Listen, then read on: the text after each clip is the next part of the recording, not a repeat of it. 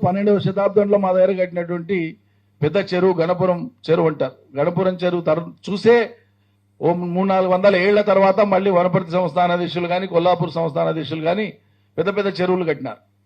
అన్నింటికీ మూలం అక్కడ మా దగ్గర ఉండేటువంటి గణపతి దేవుడి పేరు మీద కట్టినటువంటి గండయ్య మల్లడు అనే ఆయన సామంతుడు కట్టించినటువంటి గణపురం చెరువు. అది 1/2 TMC కెపాసిటీ. దాదాపు గడిచిన 100 ఏళ్ల కాలంలో 3 సార్లు నిండింది. 2 సార్లు వర్షాలకు 35 ఏండ్లకోసారి నిండితే ముఖ్యమంత్రిగా ఆనాడు కేసీఆర్ గారు శాంక్షన్ ఇచ్చినటువంటి ఆ కాలువతో హరీష్ రావు గారిని వెంబడిపడి వారి డైరెక్షన్ లో పనిచేయించిన కారణంగా 11 నెలల్లో శంకుస్థాపన ఆయనే చేసిండు. మళ్ళీ నీళ్లు వచ్చి ఆయనే వదిలిండు. 11 నెలల్లో అక్కడ 25,000 ఎకరాలకు ఆ ఒక్క కాలువ కిందనే 25,000 ఎకరాలకు నీళ్లు ఇచ్చేటువంటి పని కేవలం 11 months లో కంప్లీట్ చేసి ప్రజలకు ఫలితం ఇచ్చినాం. ఆ చెరువు నిండినాక ప్రజల యొక్క ఆనందానికి అసలు అవధులు లేవు. చెరువు నిండగానే చెరువు కింద ఉండేటువంటి భూములలో ఉండేటువంటి బోర్లు రైతులు 500, 600, 700 ఫీట్ల అడుగులకు బోర్లు వేసుకొని అవి ఎండిపోయి బతుకుదెరువు లేక కంపతారు చెట్లు మొలిస్తే ఆ పొలాలలో బతుకుదెరువు కోసం పట్నం ఇతర దేశాలకు వాళ్ళు వలసలు పోతే నీళ్లు వచ్చిన తర్వాత ఆ నీళ్లు విపరీతంగా అట్లా మొత్తం అంతా కూడా ఇంపౌండ్ అయినాక ఆ వాటర్ ప్రెషర్ కి ఈ బోర్లలో కిందికి 1-2 కిలోమీటర్ల దాకా ఖాళీ బోర్లు ఏవైతే ఉండేనో మోటార్లు లేకుండా ఆ బోర్లోకి వెళ్ళి నీళ్లు వచ్చినాయి.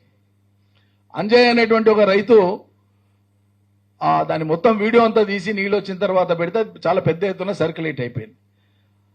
సరిగ్గా ఇప్పుడు మనం మే 2వ తారీఖు నాడు ఉన్నాం.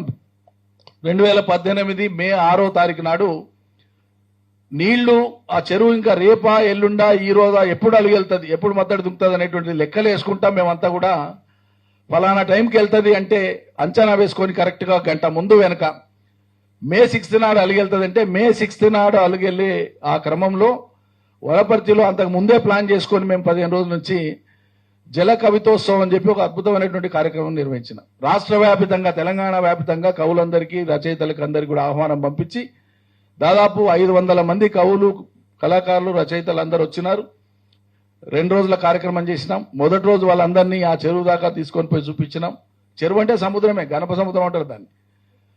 వచ్చిన తర్వాత వాళ్ళందరినీ కేవలం నీటిని మాత్రమే ఇతివృత్తంగా తీసుకొని ఇతర ఏ అంశాలు ఒక్క నీళ్లను మాత్రమే ఇతివృత్తంగా తీసుకొని మీరు కవిత్వం రాయాలని చెప్తే వాళ్ళు రాసినటువంటి మొత్తం కవిత్వాన్ని ఒక 424 అందులోంచి సెలెక్ట్ చేసి అప్పటికే సెలెక్ట్ చేసుకున్నాం కాబట్టి దాన్ని ఒక సంకలనంగా తీసుకొని వచ్చి